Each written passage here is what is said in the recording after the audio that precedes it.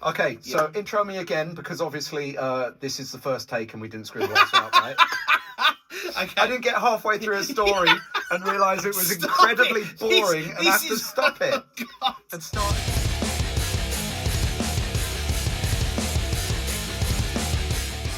Hey, it's Ollie Winiberg here for Drummers Review, and I am with the legend that is Mr. Darby Todd here at Tweeter Studio in Leatherhead. Darby, you've worked with so many names. You've worked with Justin Hawkins from The Darkness, Martin Barre, Jordan Rudess, and more recently, Devin Townsend. Yep. And I think it's fair to say that people at the moment will probably know you best for working with Devin Townsend. Yeah, for sure. How on earth do you get a gig like being Devin Townsend's drummer? So this was a bit of a weird one. I did a album with Key Marcello, the guitarist from the rock band Europe ages ago, and there was a guitarist called Matthias Eklund who did a guest solo on it. And I didn't know Matthias, but I was a big fan of his. And I said to him, and so I sent him a Facebook message after the session. I just went, "Oh man, I heard your guitar solo. It's great. You know, hopefully we'll meet at some point." Got a message back, and the guy was like, "Oh yeah, you've got the wrong guy." And I was like, okay. And I was a bit confused because I thought Matthias worked for Toontrack, and this guy's Facebook profile said he owned Toontrack. So anyway, it turns out I'd messaged the wrong person, and this other guy owned Toontrack. And for some bizarre reason, we ended up becoming really good friends. And when I played a couple of shows in Sweden, he came out and hung out. And then I ended up doing a load of like MIDI packs and sample packs for Toontrack and all of this. And Matthias phoned me one day and he's like, "Oh, you're going to get a phone call from Devin Townsend." And I'm like, "Right, why is that?" And he's like, "Well, I just decided to text Devin and say, oh, if you ever need a new drummer, my mate Darby would be really good." Keep in mind, this is a guy I've randomly met by mistake at like 2 o'clock in the morning on Facebook. You're used to that. You know what that's like, don't you? I was waiting for that. Had to come out. Get on with the story. Yeah, where was I? So anyway, Matthias says, "Yeah, I just text Devin and said, if you ever need a drummer, I think you'd be really cool." And Devin actually wrote straight back and said, "Well, I do need a drummer, but he has to be based in England," because this was right at the end of COVID, and Devin was headlining Bloodstock Festival. So, and all the awful quarantine rules were still in. So, like, he had to come to England, quarantine for 10 days, go home, quarantine for 10 days. So it just wasn't economically viable to, bring, Canadian, American, whoever musicians over. So Devin just wrote to me or called me, and no, he wrote to me first. What did he call me? Doesn't really matter, does it? Was it a Wednesday or a Thursday? We've done both. Email. I've even texted him. That wasn't funny. Anyway, so he wrote to me. It's like, "Oh, Matthias recommended you. I've checked some of your videos out. You look great. Do you want to do the gig?" And I just wrote back, "Yes." And after I said yes, I was kind of like, I'm a good rock drummer, but some of Devin's stuff is maybe slightly out of my wheelhouse. So I was kind of like, what have I got myself into? You were originally very in the jazz world at this point, weren't you? I mean, I always loved my rock music, but I was playing a lot of jazz, a lot of funk, a lot of fusion, just sort of other things other than metal. I'd always enjoyed metal, but I'd never been the guy to do it. And then here's me suddenly thrust into the big metal world. And then Devin sent me the set list for the show, and I listened through. I was like, right, that's okay, I can do that. And then I got to another song. I was like, oh no, that's like, it's too quick for me, and I can't do it. So, but I still said, yeah, it's all good. I spent the next 3 months just really improving my kick drum chops, so that the things that I could nearly do but couldn't quite do, I taught myself to do it. Wow. And that was it. So that was the bizarre story of the Devin Townsend gig. There was no sort of like, he saw me at a festival and we became friends. It was randomly making friends with the wrong person that I didn't know on Facebook. The wrong person at the right time. Exactly. So yeah, it's not right time, right place. Right place, right time. And I think now... Right person, wrong time. Right, wrong place. We'll write that one down and we'll figure it out. Yeah. And obviously, whilst all the stuff with Devin was going on, more recently you worked with Jordan Rudess on Mission to Fly. Yeah. That was a hugely complicated album. It was time signatures galore. And we know Jordan loves his time signature changes. How do you approach an album with so many complex parts? I mean, that has never really been a problem for me, because that's stuff I've practiced my whole life, so I feel pretty confident with doing those things. The problem I had when I listened to it is, we all have a sense of rhythm and music, and we all approach it differently. So my go-to things, or the things that I hear rhythmically, are not necessarily the same way you think. We all have like a slightly different approach. And what I've learned is Jordan's approach to rhythm is just so out there, like in a fantastic, beautiful way. But it was definitely, the way he thought of rhythm was not the way that I thought of rhythm. So as a result, I really had to work that bit harder to get in his headspace of what he wanted in those songs. And what was interesting was when I was looking at the Logic sessions on the computer, you know, he had his time signature markers out, you know, 7/16, 5/8, 4, you know, not much 4/4, you know, but everything else. And even though it would say like 5/16 or 7/8, the melody or the rhythm that he played within that 7/8 didn't feel like 7/8. So that was what made it very challenging. But equally, I love a challenge, and it was a lot of fun.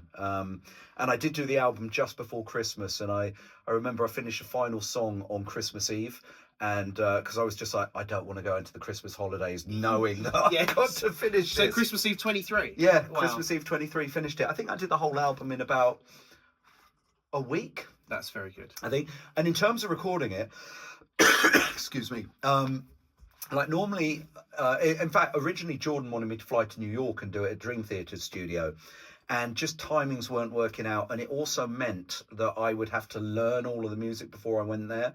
And it was so complicated that would take up a considerable chunk of time. So I just said to him, can I record it in my studio here? And I sent him some sound samples just so he could be happy that my room sounds good. And what I basically did was, rather than learning a whole song, and I'm not saying this is the most musical way to approach music, but when you're working quickly, you kind of have to do it this way. I would take, say, the intro to the song, and I'd listen to it and go, right, it kind of needs this, and I'd work some ideas out. And then I'd do maybe 5 takes of the intro, then I get to the verse, 5 takes of that. So my take structure in Logic kind of looked like a diagonal line going up like that. And so, but then by the end of it, I'd just go through it and pick all the best sections that I liked and put it together and edit it together. And did you write out, and for any of your projects, do you ever write out charts for yourself? And is sight reading important to you? Sight reading is incredibly important, as is being able to write as well, because they're not necessarily the same thing. I know plenty of people that can read but can't write very well. Yes. So when I'm learning a project, say go on tour with, without a doubt, I will write everything out in Sibelius, note for note, or nearly note for note. You know, if there's a couple of sections where it's just like, here's the intention, it doesn't have to be exact, then I'll just write something simple out. But any fills or patterns that need to be in there, I did it for Devin. I did it when I did the Jordan Rudess live things. I did some shows with Alfie Bow, which is a complete other end of the spectrum, earlier last year, and wrote all his stuff out note for note. And what I find is, by the time I've written it out, I kind of 90% know it all. And then I don't know, it's just the way my brain works, and I can see the notes on the page within my head. It's kind of strange, but that works for me. That's cool. I mean, talking about your drums, your approach to drums, you've obviously recorded with Devin, you've toured with Devin, you've recorded and done shows with Jordan, and obviously worked with all these amazing people. Let's talk about your drum setup at the moment. So what are you playing at the moment? So I play British Drum Company.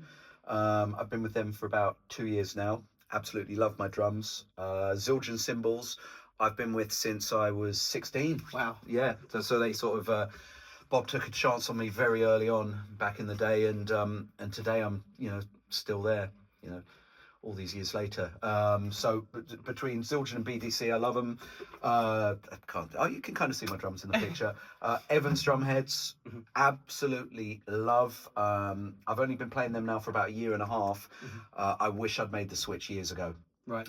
Really do. Absolutely great heads, great selection. And the one thing I find about the Evans heads is that when you put the heads on the drums, they all sound like they're from the same drum set, which I have found in the past.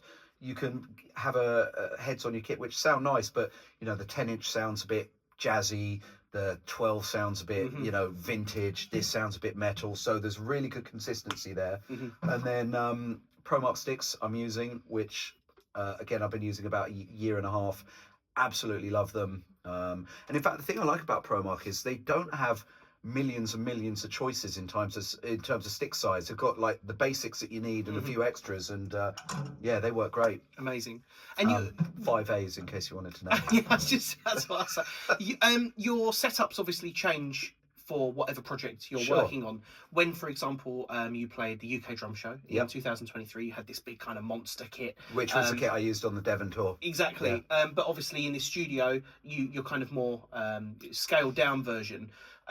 One thing I wanted to ask you about, which I know is a question that comes up a lot for you when you use 2 bass drums. Oh, here we go. So, you use 2 bass drums. I do. But the double kick pedal. Yeah. I know a lot of drummers that... Is your question why? But a lot of people might think, well, why doesn't he just use a single kick? Or for what reason do you do that? Looks. Yeah. We decided we wanted a big drum set that looked kind of rock and roll and 2 bass drums. And we thought it would be fun because the first tour I just used 1 bass drum. I've always used a double pedal throughout my life. I figure you can hit every drum with 2 hands. Why not hit the bass drum with 2 feet? You know, it makes sense. And there are a couple of reasons on the tour. Firstly, I'm used to a double pedal. I like it. Secondly, we were low on channels on our mixer. So that would mean if I used 2 bass drums, I could only have 2 kick-ins. Couldn't have a kick-in and a kick-out. We're just short on channels. And it's just comfortable. And I like it. And... I can do what I want. You're not As alone. can anyone.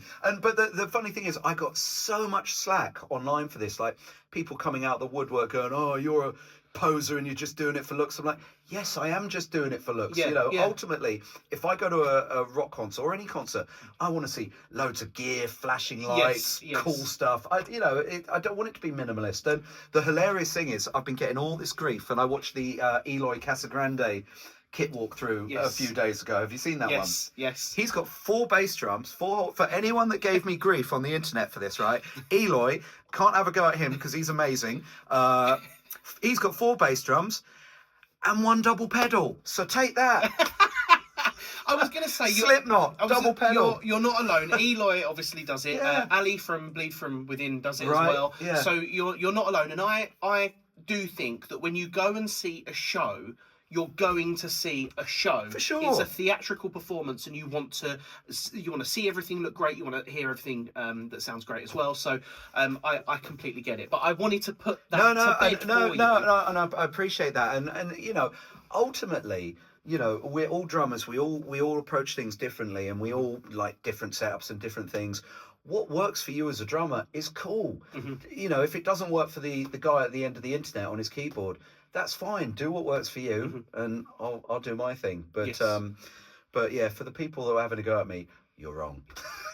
Well, it's aesthetics at the end of the day. Yeah, but it's so funny when people do go, "Oh, you're just doing it for coolness," and I'm like, "Yeah, 100%." It works. It's worked so far, right? Yeah, I mean, I've actually been thinking when we go out on tour with Devin again. How far can I scale my drum kit down? Down. No. Like how tiny can I make my drum kit? Because like we toured. Just get calm.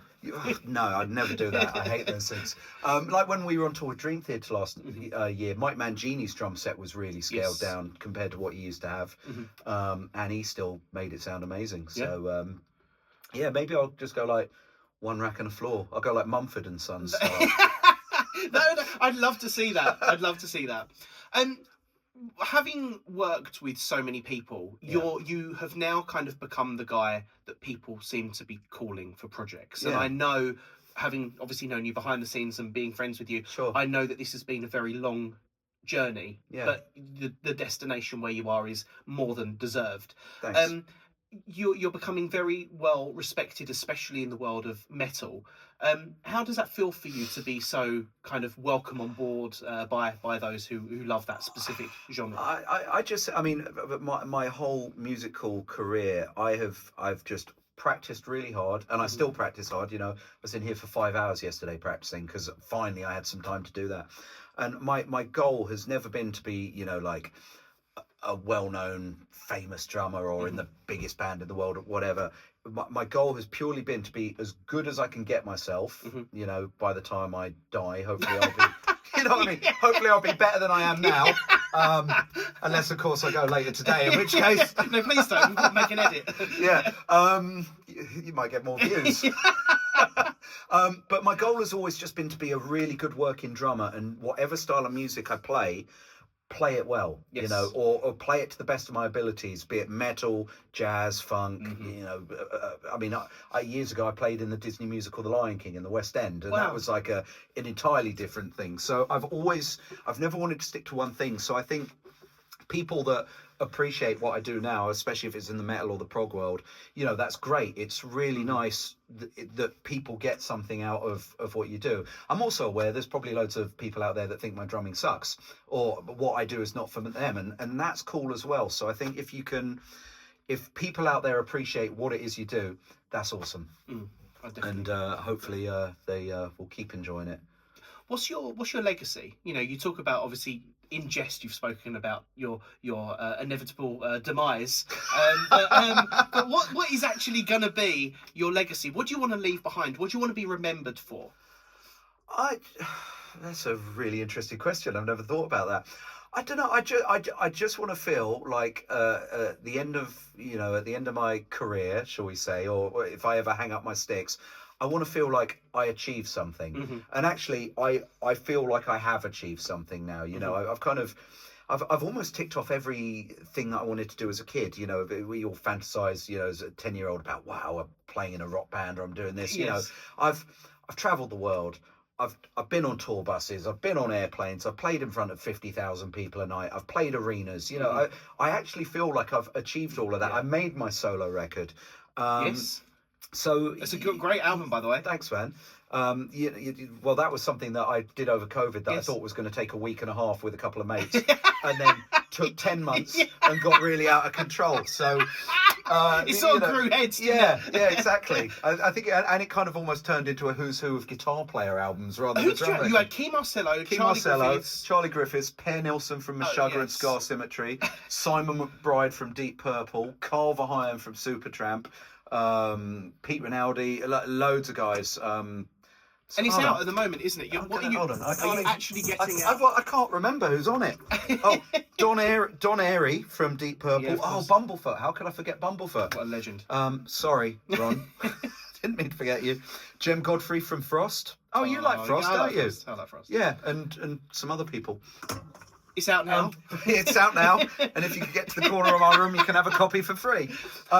But sorry, it was a bit stupid. But yeah, so I just want to be able to look back and feel like I've achieved as many goals as I've set for myself. Still haven't done it. I've done a lot and I'm really proud of what I've done, but I don't want to stop improving and getting better at what I do. So that's amazing. If next month I can be even a fraction better than I am this month, I'll be happy. My penultimate question for you. It's a long word for you. Shut up! I can't say what I want to say. My penultimate question for you.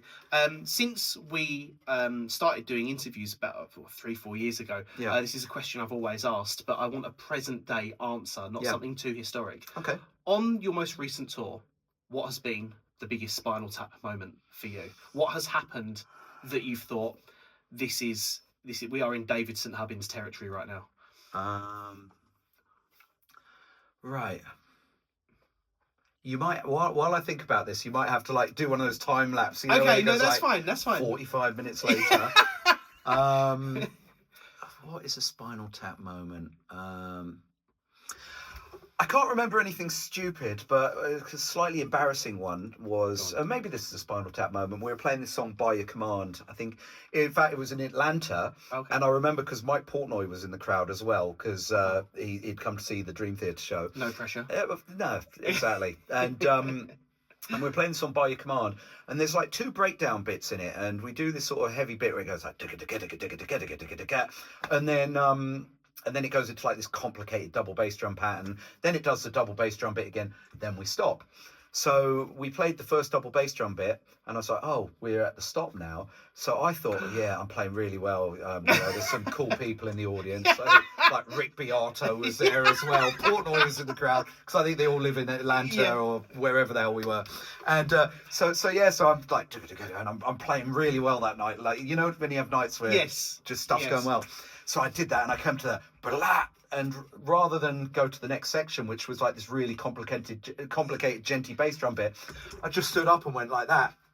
and put my arms in the air like I was really cool. And then I just heard all the music still going on.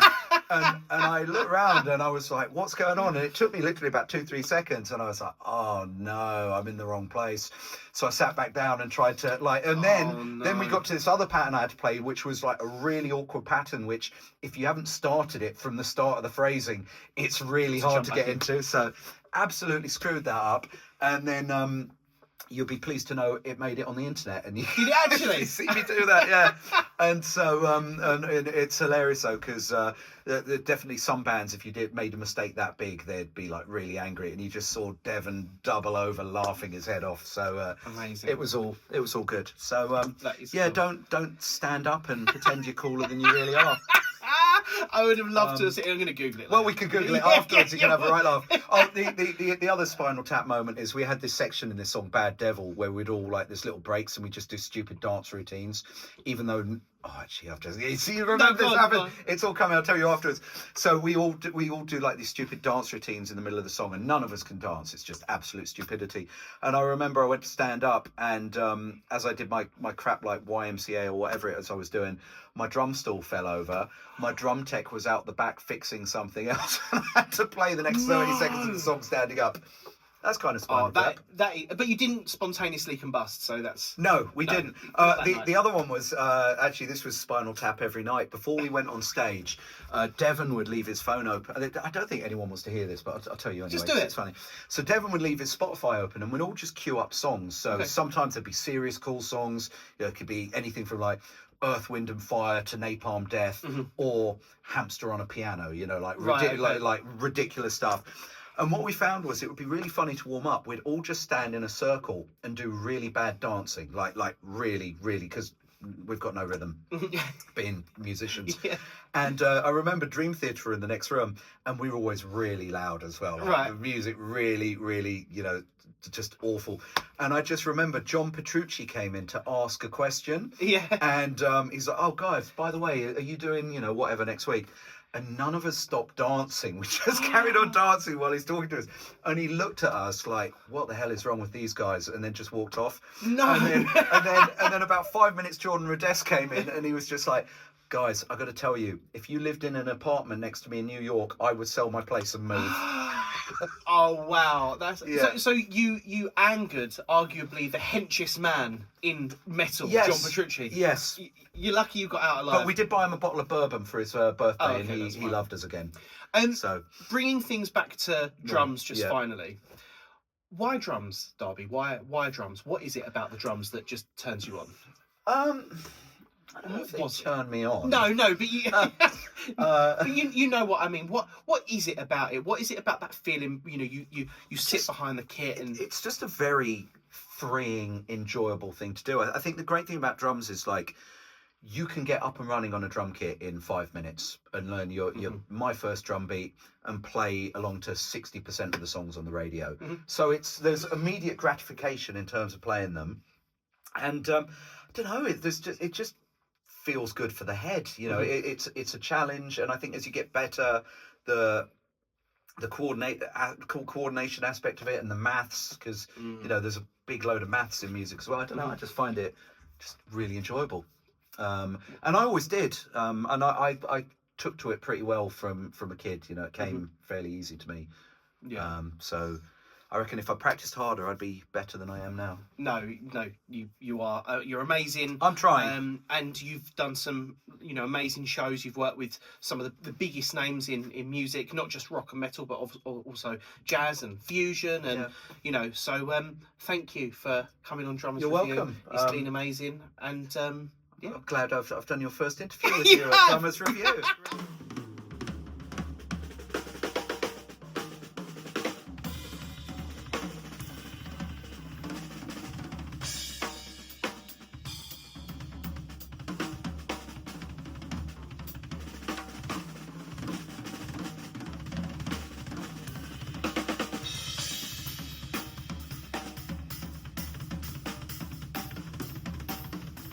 So this is my kit that I currently use in my studio. This particular set also comes out live with me on the Devin Townsend tour. But this records really well, so I'm enjoying it having it in this room at the moment. It's British Drum Company Legend kit. It's all fully 100% birch. Sounds really, really good. We've got 10 by 7, 12 by 8, and there's a 16 by, I believe it's 14, 16 by 14 toms, 22 by 16-inch bass drum, and then over on the far side, I've also got a little 18-inch bass drum here. I don't really use that to record. It's just when I'm practicing and I want to play some jazz music.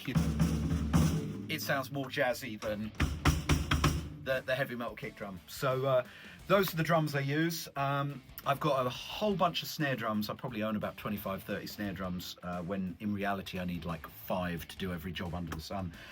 Currently, I've got the British drum company Raven snare up, which I'm just loving the sound of this. The crazy thing is, this is their like cheap, affordable drum. I think this is like £300 in the shops, but it sounds really good. So I'm using that.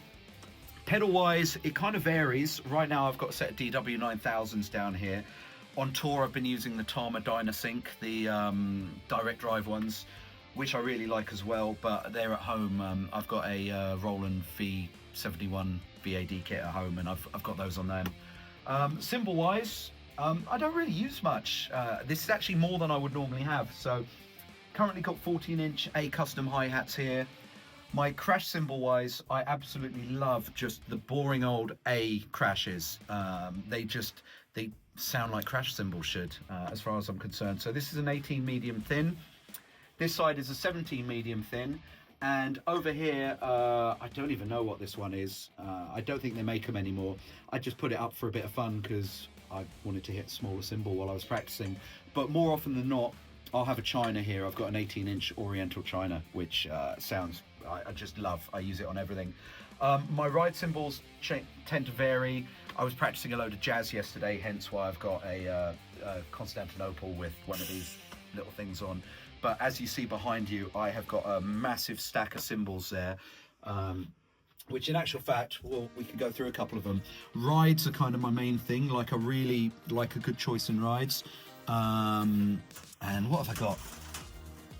I've got all sorts of jazz. This is cool. So I use this on Charlie Griffiths' last 2 albums, which is one of these really old Zildjian Earth rides, which I don't think you can get anymore. I've had this, since I was about 12 years old.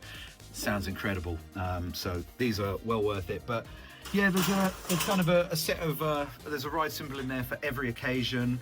I've got a few different sets of hi-hats depending on what I'm doing. So yeah, they're all really good. The Zildjian stuff is great. Also, because I do a lot of recording for people in here, I tend to have a big stack of snare drums at any one time. So going down, actually the one at the bottom is the one I tried to make myself, which I bought the shell from somewhere and drilled it, and it's average at best, but I'm kind of proud of it. And then we've got the British drum company Merlin snare drum there, which is a really nice sort of all-round snare drum, just for every style of music seems to work.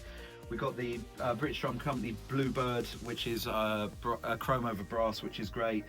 The one above that is a Hive snare drum that was lent to me to try out. I often, friends and people just go, "Oh, do you want to try my snare?" And I'm like, "Yeah, I'll give it a go." So so even though I exclusively play BDC, I always think snare drums, you know, whether it's an old Ludwig or an old Rogers or whatever, it's always fun to try different snares. So then we've got the I think that's a Duke BDC, which is made out of 2,000-year-old bog oak.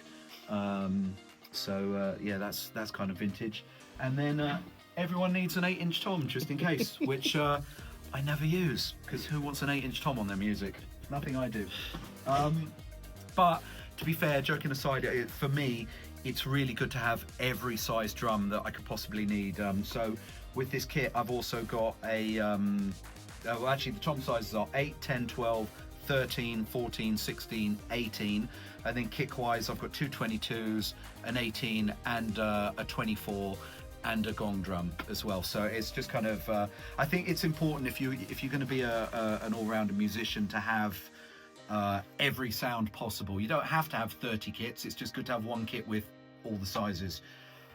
So that's the drums. I do a lot of recording in here, so over the last sort of 12 years, I've got really into how to record and microphones and interfaces and stuff like that.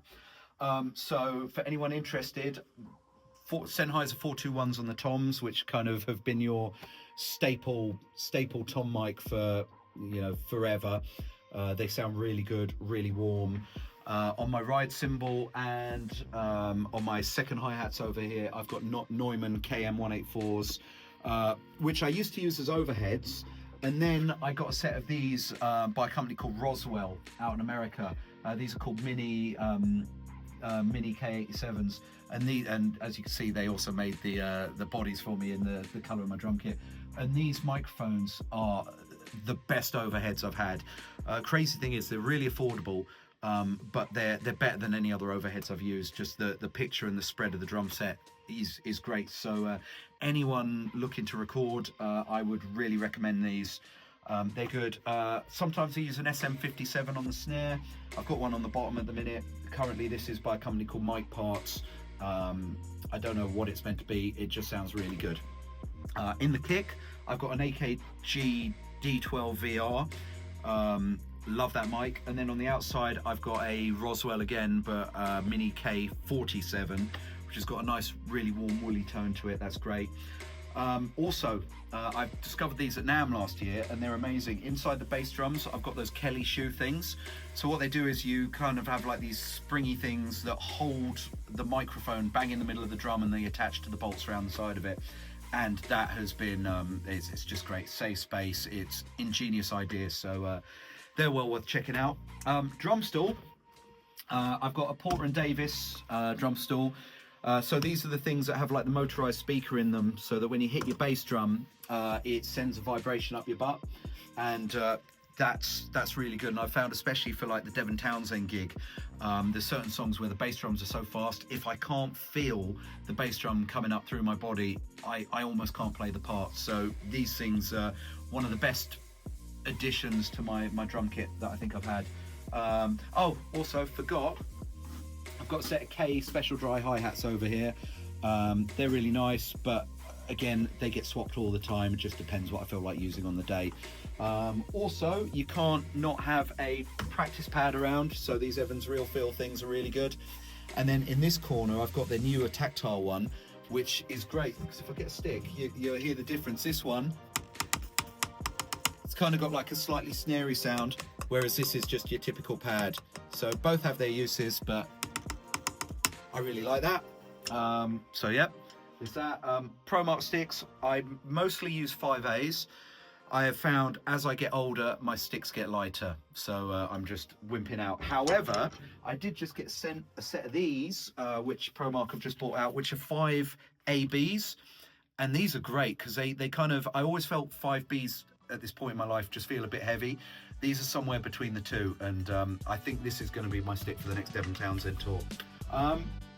Okay, in case anyone wants to geek out about like mic pre's and stuff and all the studio stuff, down here I've got my rack of mic pre's, and this is where it gets really geeky. So at the bottom, starting at the bottom, at the very bottom, we've got the engine for my Porter & Davis stool. Then we've got a Neve 4 channels of Neve 4081s, which are basically based on the Neve 1081s. I've got 4 channels of Neve 1073s. I've got a Apollo 16, which I use for my conversion, and then I've actually got an old Focusrite. I forget what this one's called. What is it called? Does it say? It doesn't matter. It's an old Focusrite, and I just put like pointless things through that, like snare bottom and hi-hats, basically things that you never use. And then obviously I run Logic, and my little Audient controller is what I use to get like my headphone mixes and monitor. And then the SSL, what's this called? UF1, is it? I can't remember the model number. I'm a drummer, can't even count to 4. So that's really great. And then I've this, and yeah, that's my room. So it's a small room, but I get really, really good results out of it. So I would recommend anyone that's a working drummer, if you can set up your own studio and be able to record for yourself, it's a real plus in terms of having strings to your bow. So that's my kit.